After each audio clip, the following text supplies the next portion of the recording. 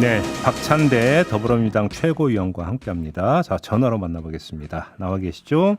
예, 박찬대 의원입니다. 네, 안녕하세요. 보도를 보니까 검찰이 오늘 구속영장을 청구할 방침이다. 이재명 대표에 대한 구속영장을 오늘 청구할 방침이라는 보도가 나오던데 당에서는 어떻게 파악하고 있습니까? 예, 논의는 일부 있었는데요. 지금 현재는 따로 결론을 내리지 않았고, 그동안 당이 취했던 행태는 중요한 것은 검찰이 이재명 대표를 구속할 명분이 전혀 없다는 것을 국민한테 알리는 쪽으로 집중을 했고요. 네. 지금 체포 동의안을 보내는 것 자체가 명백한 검찰의 정치 행위이고, 그걸 또 언론 플레이를 통해 가지고 계속 얘기 나오는 것 자체가 좀 불순하다 이런 생각이 드는데요. 그동안 이재명 대표 압수수색 건수만 310건에 달할 정도로 탈탈 털었거든요. 네. 추가적으로 인멸할 증거가 어디 있겠습니까? 또 야당 대표가 도주할 의료도 없는데 상식적으로 구속하겠다는 것이 사실 정상인가 되묻고 싶습니다. 헌법에서 보장되어 있는 불구속 수사 원칙 이거 지켜져야 된다라고 생각하고요. 네. 보도에 따르면 대장동 배임 혐의 규모를 4천억대로 특정을 했다. 지금 이렇게 나오거든요. 이건 어떻게 평가하세요? 글쎄 배임 논리 자체가 지금 적용되지 않는다는 거를 제가 여러 번 이야기를 했는데요. 네. 배임이라고 하는 것은 성남시의 이익을 반해서 민간인들한테 이익을 주는 것 아니겠습니까? 네. 예, 그러니까 단체장이 도시개발 사업과 관련해 가지고 특별히 더 돈을 벌어야 될 의무가 있는 것이 아님에도 불구하고 공익 환수를 위해 가지고 사실 민간 개발을 반대하고 100% 공공 개발을 주장을 하다가 결국은 국민의힘의 반대에 의해서 불가피하게 민간 합작으로 한 것 아니겠습니까? 그 과정에서 4,400억을 1차 환수하고 또 추가적으로 1,120억을 추가 환수하는 등 오히려 성남시의 이익, 시민의 이익을 위해서 민간업자들한테 손해를 끼쳤는데 이게 어떻게 배임이라는 논리가 적용이 되는지 사실 그 부분은 전혀 적용되지 않는 논리고요. 배임이 성립이 안 되기 때문에 배임 규모를 따지는 것 자체가 의미가 없다 이런 말씀이신 거죠? 그렇죠. 알겠습니다. 네. 자, 아무튼 국회로 체포 동의안이 날아온다고 가정을 하면 지금 당론으로 어떤 그 반대표를 던지기로 한 겁니까? 의원들 자유투표에 맡기기로 한 겁니까? 결론이 났습니까? 이 문제는? 아까 결론 났지 않았다 이렇게 말씀드렸는데요. 예. 예, 일부 당론으로 채택하는 거에서 반대 의사를 표현하는 의원도 계신데 네, 그거는 맞아요. 이제 당론으로 채택할 거냐 말 거냐에 대한 자기 의견을 낸 거라고 보고요. 네네. 그동안 우리가 그 원내 활동 그다음에 의결을 위해서는 필요한 경우에는 당론으로 채택한 사례가 많이 있거든요. 근데 당론으로 채택하자라고 할 때 토의 과정에서 100% 찬성하는 경우가 얼마나 있겠습니까? 네네. 어떤 거는 당론으로 가자, 어떤 거는 그냥 당론으로 가지 말고 자유투표하자. 하지만 모든 의원들의 다수의 뜻을 모아서 만약에 당론으로 채택이 된다라고 하면 그러면 당론으로 가는 거죠. 예. 지금은 당론 채택과 관련되어 있는 의원총회 등을 통한 의원들의 구체적이고 직접적인 의사를 모으지 않은 상태이기 때문에 소수이기는 해도 다양한 의견은 있을 수 있다고 보거든요. 근데 지금 의원님 말씀의 맥락을 보면 당론 투표 여지는 남아있고 크다 이렇게 좀 받아들여지는데요. 맞습니까? 그것도 이제 의총에서 필요하다면 우리가 일사불란하게 움직일 필요가 있는 것이 우리가 너무 나이브하게 그러니까 순진하게 검찰이 정의를 실현하기 위한 절차를 밟는다. 이런 교과서적인 얘기를 하기에는 너무나 편파적인 사실 부실 수사, 과도한 수사 이런 것들이 많이 나타나지 않았습니까? 네네. 김건희 여사에 대한 수사는 전혀 이루어지지 않고 곽상도 50억 뇌물에 대해서는 무죄가 나올 정도의 부실 수사가 일어나고 하는 이런 검찰의 정치 행태를 보면서 네, 이것은 정치 탄압이고 정적 제거라고 분명하게 규정을 해 놓았기 때문에 토론하는 과정 속에서 뜻을 모아가지고 부결시키는 쪽으로 모아지지 않을까. 그래요. 뜻을 모아서. 결론은 나지 않았지만. 뜻을 모아서라는 게 당론을 뜻하는 것으로 자꾸 들리네요. 알겠습니다. 네네. 이재명 대표가 비명계 의원들과 1대1 연석회동을 하고 있는데 그게 표단속 차원이다. 지금 이런 보도가 나왔거든요. 어떻게 된 겁니까 이거는? 비명계 의원을 포함해서 모든 의원들을 1대1이나 아니면 1대4로 만나는 것은 자연스러운 당대표의 당무의 일환이라고 생각이 되거든요. 네네. 지금 시기가 체포 동의안 얘기가 있고 정치 검찰의 압박의 상태가 높다 보니까 그렇게 해석할 수는 있는데 오히려 특별한 의도가 있어서 만나기보다는 일상적 소통을 위해서도 반드시 해야 되는 일로 이렇게 이해하고 있습니다. 표단속용은 아니다. 이게 그런 말씀이시네요. 예, 그렇게 해석하는 사람은 있겠는데 뭐 표가 단속이 되겠습니까? 서로 소통하는 과정 속에서 예. 뜻을 모아나가는 부분이 있지 않겠나. 네. 정성호 의원이 지금 접견한 거 있잖아요. 예. 근데 지금 그 어제 나온 거에 따르면 김웅, 정진상 두 사람 말고 이화영 전 경기도 평화부지사도 접견을 했다. 지금 이런 네. 그 이야기가 나오는데 네. 성격을 어떻게 지금 봐야 되는 겁니까? 성격을요. 예. 아무래도 뭐 김용, 정진상 그리고 이제 그 두 사람하고 정성호 의원 간에는 뭐 오래된 관계 아니겠어요. 인간적으로도. 이화영 전 부지사는 어떻게 봐야 되는 겁니까? 이하영 부지사하고 정성호 의원의 관계가 어떤지는 저도 사실 잘 예. 모르겠어요. 예. 다만 변호사 출신이던 우리 정성호 의원 입장에서는 뭐 그냥 뭐 위로차 면회 가서 보지 않았을까 좀 이런 생각이 들거든요. 바로 그건데 정성호 의원이 이제 본인이 밝힌 바에 따르면 김용, 정진상 두 사람을 찾아간 건 위로 차원이었다. 뭐 그건 충분히 있을 수 있는 일이라고 보는데 네네. 그러면 이화영 전 부지사하고 어떤 또 특수한 관계였었느냐? 그게 궁금해서 드리는 질문이거든요. 그렇게 뭐 내밀한 어디까지가 특수한 관계의 범위에 들어가는지 내밀한 내용은 잘 모르고요. 뭐 아무튼 그래도 변호사 출신으로 그 핍박받고 있는 이재명 대표에 대한 사실은 도움이 될 만한 뭐 행동일 수도 있고 아니면 뭐 위로적인 행동일 수 있는데 뭐라고 단정적으로 얘기하기는 좀 어려운 것 같고요. 아무튼 나온 보도를 보면 이화영 전 부지사의 부인이 면회를 꼭 와달라고 부탁을 해서 간 거고 변호사와 소통이 잘 안 된다고 토로해서 맡은 변호사가 네네. 계속하는 게 좋을 것이다 말해준 게 전부다 뭐 이런 지금 해명이 나왔다. 사실 뭐 저 같은 경우도 정진상 또는 김용 네. 뭐 지금 어쨌거나 지금 놓여 있는 처지가 상당히 힘들고 어렵고 또 안타까운 상황 아니겠습니까? 네네. 저도 연말되고 연초되고 특히 이제 설날 전후가 되니까 이분들을 좀 면회 갔으면 좋겠다라는 생각이 굴뚝 같더라고요. 그래 가셨어요? 그래서? 아직 못 갔습니다. 그래요? 그럼 예, 혹시 예. 정성호 네. 의원 말고 네네. 다른 소속 의원들이 혹시 그 면회 간 적이 있습니까? 아무래도 면회 좀 부담도 좀 있지 않을까 싶어요. 뭐 저 같은 경우는 이제 업무적으로 많이 바쁘고 그러다 보니까 이제 차일피일 미루다 못 갔는데 네. 뭐 개인적으로는 뭐 다녀온 사람들도 있을 수 있는데 다녀왔다 안 다녀왔다를 뭐 구체적으로 예.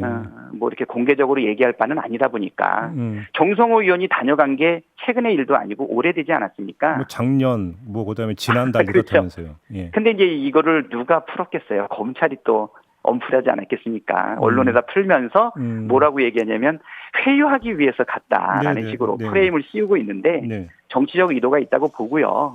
엊그저께 다녀온 게 지금 바로 인지되는 순간 얘기한 게 아니고 작년 12월 달에 있었던 일을 지금 와서 얘기한다는 얘기는 검찰이 점점 코너로 몰려가고 있구나 이런 생각이 들고요. 알겠습니다. 회유라는 말은 사실 또는 압박이라는 거는 정치 검사들의 특징이고 장기지. 회유라는 거는 이거잖아요. 나랑 뜻이 다를 때 그렇죠. 뜻을 돌리려고 하는 게 회유 아니겠습니까? 예. 정진상, 김용, 특히 이화영 이 세 분이 지금 이재명 대표의 입장과 다른 의사를 표한 적이 없지 않습니까? 네네. 회유가 있을 수는 없는 거겠죠. 제가 볼 때는 위로차라든가 또 인간적인 면에서 도움 줄 수 있는 부분이 있나 이렇게 생각하는 게 인지상정이지 이거를 정치 검찰의 논리대로 뭐 회유 뭐 이거를 위해서 갔다라고 하는 것은 아니라고 보고요. 회유와 압박의 대상은 제가 볼 때는 유동규, 예, 그다음에 남욱, 그다음에 김성태 이런 분들 아닐까 싶어요. 그분들은 체포되기 전후에 진짜 진술이 완전히 번복되지 않았습니까? 예, 물증과 관계없이. 알겠습니다. 그리고 어제 검찰이 이하경 의원 지역구 사무실과 주거지 등을 압수수색을 했거든요. 지금 그러니까 또 하나의 그러니까 그 케이스가 추가가 되고 있는데 이거는 어떻게 그 해석을 하십니까? 이것도 그러면 그러니까 정치 보복성 야당 탄압용 수사라고 보시는 겁니까? 글쎄 뭐 단정적으로 얘기하기는 어렵지만 모든 국민들이 검찰의 수사가 공정하지 못하고 편파적이다라는 것을 아마 국민들은 동의하실 거라고 봐요. 기계적 중립조차 지금 지키지 못하고 있지 않습니까? 네. 그냥 얼굴 두껍게 그냥 죽기 살기로 지금 편파적인 수사가 진행되고 있는데 국민들은 이하경 의원의 수사보다 시급한 게 김건희 여사 주가 조작 수사인데 이거는 지금 뭉개고 있지 않습니까? 네. 또 대장동 수사의 핵심이라고 제가 진짜 목 놓아서 여러 번 이야기했던 박영수 전 특검. 특히 이제 최근에 곽상도 50억 뇌물건에 대해 가지고 무죄 판결이 나올 정도로 부실 수사를 했는데 정말 50억 클럽 수사 왜 제대로 안 하고 있는지 국민들 이런 데 관심이 있는데 예, 갑자기 뭐 노웅래 의원, 이하경 의원 이런 쪽으로 자꾸 이제 압수수색이 들어가는 이유 이 부분에 대해 가지고 사람들이 상당한 의구심을 갖지 않을까. 알겠습니다. 자, 그럼 특검 얘기로 좀 넘어가겠는데요. 김건희 특검을 그 도입을 하려면 패스트트랙에 태우거나 법사위를 통과를 하거나 뭐 해야 되지 않겠습니까? 네, 그런데 그렇습니다. 지금 일단 정의당 같은 경우는 검찰 수사를 지켜봐야 된다라고 하는 어떤 그 소극적 입장이고 법사위원인 조정은 시대전환 의원은 그럼 도장 찍을 테니까 이재명 대표 사퇴부터 하라 또 이렇게 주장을 하고 있는데 어떻게 받아들이십니까? 이런 입장은? 조정은 의원은 뭐 완전히 무늬만 독립정당이신 것 같고요. 그래서 그래요? 그분의 정치적 발언에 대해 가지고는 뭐 코멘트할 필요가 없다고 생각이 무늬만이라고 됩니다. 하는 뜻은 어떤 뜻으로 하신 말씀이세요? 예, 객관적이고 독립적인 의견일까 이런 생각이 들 정도로 그럼 그 그 이야기에 말씀은 대한 의구심이 많이 들어요. 그럼 국민의힘과 사인 교환을 하고 있다 혹시 이런 뜻입니까, 의원님? 뭐 그런 의심을 하는 분이 많다고 합니다. 아 그래요? 예. 네. 그리고 정의당은요, 그러면? 정의당 같은 경우에는 결국은 정의당이 독자적으로 판단을 해가지고 결론을 내릴 거라고 생각이 되는데요. 우리 민주당도 많은 지지자들로부터 왜 김건희 특검에 대해 가지고 발빠른 행동을 못 하고 있느냐라고 하는 비판을 저희도 많이 받았었거든요. 예. 저희도 그 과정을 다 거쳤던 것 같아요. 우리 민주당도 검찰의 수사를 촉구하고 그리고 이 수사가 부실할 때 그러면 명분을 얻어가지고 특검을 추진해야 되지 않겠냐. 예. 물론 특검법은 우리가 이미 냈지만 결국은 법사위를 통과할 가능성은 없다 보니까 예. 결국은 패스트트랙으로 갈 수밖에 없는 구조인데 예. 지금 이제 검찰의 행태가 예. 이제 어느 정도 임계치에 이르렀다. 우리가 그동안 미진하고 발빠르게 움직이지 못했던 그래서 받는 지지자들의 온갖 비난 그다음에 비판을 우리가 수용하면서 이제는 행동할 때가 됐다라는 결론을 내린 거 아니겠어요? 저는 정의당도 김건희 특검에 대해 가지고 부정적이라든가 동의하지 않는다든가 이런 차원이 아니고 정의당도 우리 민주당이 거쳤던 아마 그 판단의 절차를 따르는 것 아닌가. 그래서 김건희 수사 촉구하고 적절하지 못하면 특검에 대해서 추가로 생각한다라고 저는 해석이 되고요. 의원님 이 점은 어떻게 보세요? 그러니까 이정미 대표가 저희와의 인터뷰에서도 밝혔고 네네. 이재명 대표에 대한 체포 동의안이 오면 정의당은 찬성한다 이런 발언을 한 다음에 네네. 민주당 일부 열성 당원들이 뭐 아주 집중적인 어떤 공격을 가하고 있다라고 하는 이런 보도가 있었거든요. 근데 만약에 이런 현상이 반복이 되면 민주당 입장에서는 정의당과의 공조를 위한 심리적 어떤 바탕 이런 게 오히려 더 이제 악화가 될 수도 있는 거 아닙니까? 이 점은 어떻게 받아들이십니까? 그럼에도 불구하고 정의당과 우리가 바라보고 있는 방향성은 국민의힘이 바라보고 있는 것과는 정말 다르다. 그래도 정의당과 우리가 힘을 합쳐서 예. 민주주의의 퇴행을 막고 그다음에 정치 검찰들의 편파 그다음에 그 정치적 목적을 달성하기 위한 이 부분에 대해서는 같이 결연히 들고 일어날 때가 오지 않을까 이 생각이 들고요. 다만 이제 체포 동의안에 가결하겠다라고 하는 부분에 있어서는 우리는 검찰의 수사 행태 자체를 전반적으로 정치 탄압이다. 정적인 이재명을 제거하기 위한 것이다라고 우리가 진짜 고민하고서 규정을 하지 않았습니까? 예. 아직 정의당은 전반적인 포괄적인 규정을 내리지는 않은 것 같고요. 다만 곽상도의 수사를 보면서 이거만큼은 대장동 사건만큼은 이거는 편파적이고 불공정하다라는 인식을 가졌기 때문에 네네. 50억 클럽에 대해서는 이거는 그렇게 하자 이렇게 결론을 내린 것 같아요. 그래서 전반적 결론을 내린 민주당과 정의당 사이에 지금 현재는 시각의 격차가 있고 속도의 차이는 있지만 결국은 같이 한다라는 저는 기대를 가지고 있습니다. 알겠습니다. 윤미향 의원이 있잖아요.